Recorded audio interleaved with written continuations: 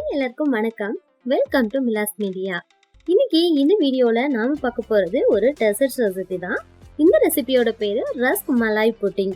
இது நம்ம வீட்ல ஈஸியா கிடைக்கக்கூடிய ரஸ்க வச்சு தான் செய்ய போறோம். பார்க்கிறதுக்கு எந்த அளவுக்கு கிரீமியா இருக்கோ அதே அளவுக்கு டேஸ்டும் ரொம்ப நல்லா இருக்கும். வாங்க இது எப்படி செய்யறேன்னு பார்க்கலாம்.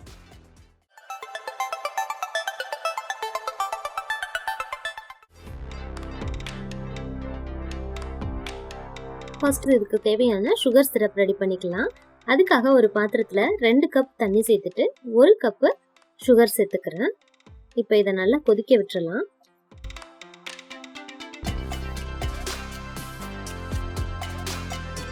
பாவு நல்லா கொதி வந்துடுச்சு. இது கூட வாசனைக்காக கொஞ்சமாக ஏலக்காய் தூள், அடுத்து கொஞ்சமாக கலர் பவுடர், ஃபுட் கலர் சேர்க்குறேன். திரும்பவும் ஒரு 5 நிமிஷத்துக்கு அதை கொதிக்கட்டும். இது நம்ம கம்பி பதம் வரணும்னாலாம் அவசியம் கிடையாது. கொஞ்சம் திக்கா பிசு பிசுன்னு இருக்கிற அந்த அளவுலேயே நம்ம அடுப்புலேருந்து இறக்கிக்கலாம். அடுத்தது இதுக்கு தேவையான மலாய் கிரீம் ரெடி பண்ண போகிறோம். அதுக்கு ஒரு பாத்திரத்தில் 3 கப் அளவுக்கு பால், அதாவது 3/4 லிட்டர் அளவுக்கு ஃபுல் ஃபேட் மில்காக பார்த்து எடுத்துக்கணும்.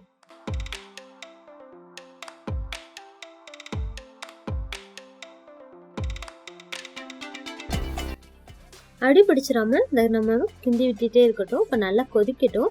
கொதிச்சு வரும்போது இந்த சைடில் எல்லாம் ஆடை தங்கும், அதெல்லாமே எடுத்து பால் கூட விட்டுட்டு நல்லா கொதிக்க விட்டுறலாம். இப்போ இதுக்கு 3 டேபிள் ஸ்பூன் சுகர் சேர்க்குறேன்.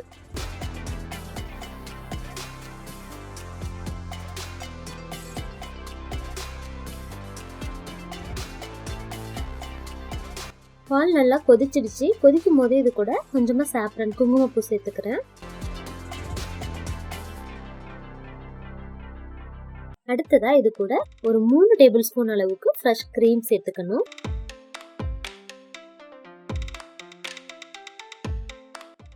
எல்லாத்தையும் சேர்த்துட்டு திரும்பவும் இதை நல்லா கொதிக்க விட்டுறலாம். பால் நல்லா சுண்ட காய்ச்சணும். இது கொதிக்கட்டும். அதுக்குள்ள இதுக்கு தேவையான கார்ன்ஃப்ளவர் கொஞ்சம் கரைச்சி எடுத்துக்கலாம்.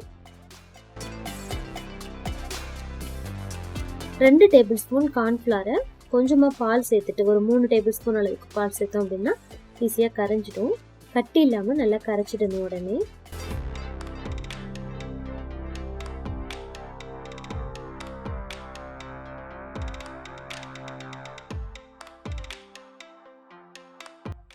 இதை இங்கே கொதிச்சுக்கிட்டு இருக்க இந்த பால் கூட இப்போ நம்ம சேர்த்துடலாம்.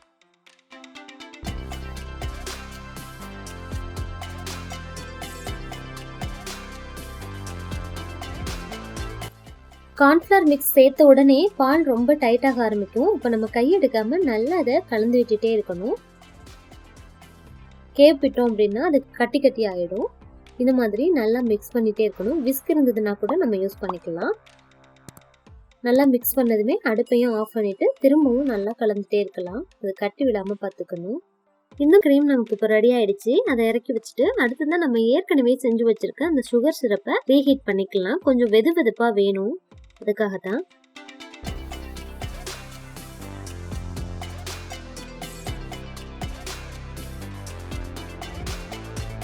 அடுத்தது இதுக்கு தேவையான ரஸ்க்கும் நம்ம எடுத்துக்கலாம். அடுத்து ஒரு புட்டிங் ட்ரேல ரஸ்க் எல்லாத்தையுமே இந்த மாதிரி அடுக்கிக்கலாம்.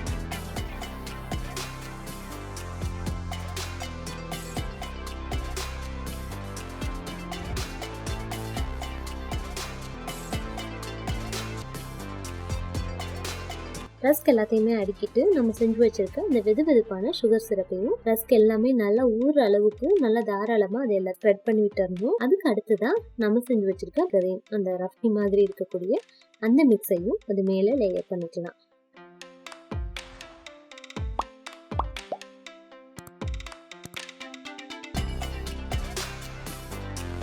அடுத்தது இது மேலே கொஞ்சமாக நட்ஸ் தூவிக்கிறேன். இந்த நட்ஸுக்கு பதிலாக நம்ம டெசிகேட்டட் கோகோனட் கூட மேலே தூவிட்டு அடுத்த லேயர் வச்சுக்கலாம். அப்படி இல்லைன்னா எதுவுமே சேர்க்க அவசியம் இல்லை. சாதாரணமாக அடுத்த லேயரை நம்ம இது மேலே வச்சிடலாம்.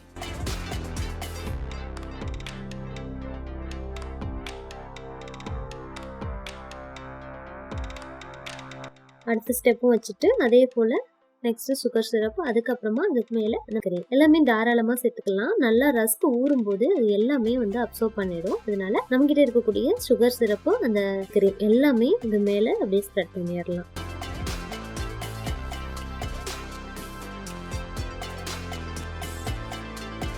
அடுத்ததா இது மேலே நட்ஸ் கொஞ்சம் நிறையாவே தூவிட்டோம் அப்படின்னா நல்லாயிருக்கும்.